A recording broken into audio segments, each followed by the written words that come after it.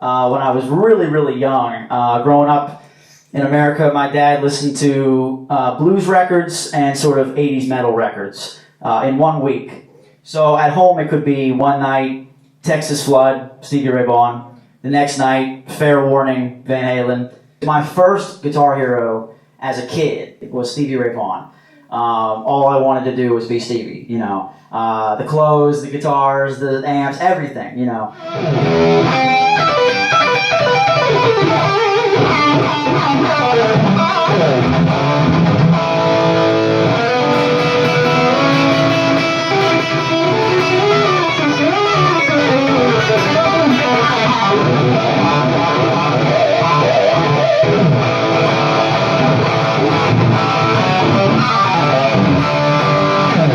So it's like obvious that now, 29 years later, basically, I'm playing that, that fusion of, this is a very modern sound. But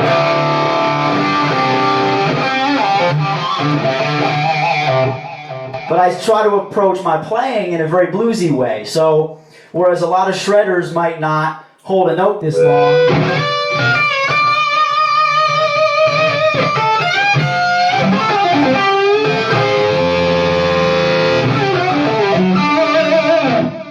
a lot of guys that normally have a tone like this probably would just play 100 more notes than I just did right there, So I just like the idea of a tone like this, but really just letting the amp breathe, letting the guitar kind of speak. And for me, vibrato is the most important. No matter how fast you can play, no matter how impressive the runs are, what you end a passage on is what people remember. So if you do a fast run and you end it on something that's not that great, that's the last thing in people's ears, So for me, I like to end the passage in two ways. Either a pinch harmonic,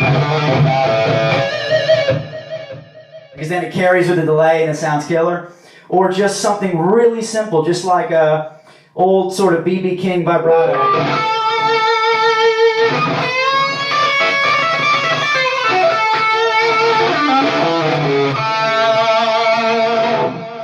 And just let that, vibrato ring out. Or sometimes this lick is fun.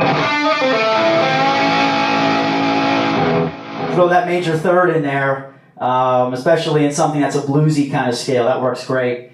But yeah, for me, it's always about ending the sentence with a period at the end of it. Speaking through your guitar, speaking in complete sentences, not fragments.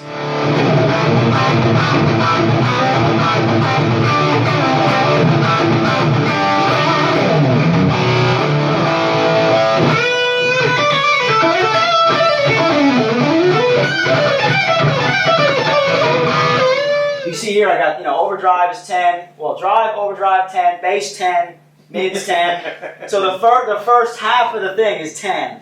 I keep the treble kind of low because I do a lot of, the way I pick is kind of naturally bright. So I like the amp to have a darker, very sort of, mid-rangey tone, because in a band situation, that cuts through very well. And even like this, even solo, it's still got a big, warm sound. When I have this much gain and compression, this hand is not doing nearly as much work, because I can do so much more legato runs and sustain. When you're playing through a PV Bandit, just saying that makes my stomach turn, When you're playing through a PV Bandit, you don't have any gain or compression, so there's no sustain. The notes just die immediately. So you have to play more like Stevie, play more like Stevie Ray, get the right hand going, rake every single note.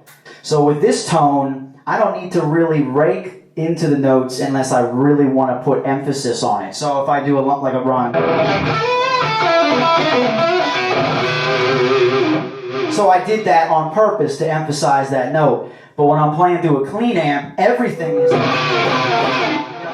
is heavy because you're trying to get something out of the amp. So my recommendation to folks who play lots of what we call fly gigs, where you don't have your own gear, be ready to play differently on different gear, and just get your hands used to playing gear that's not your own.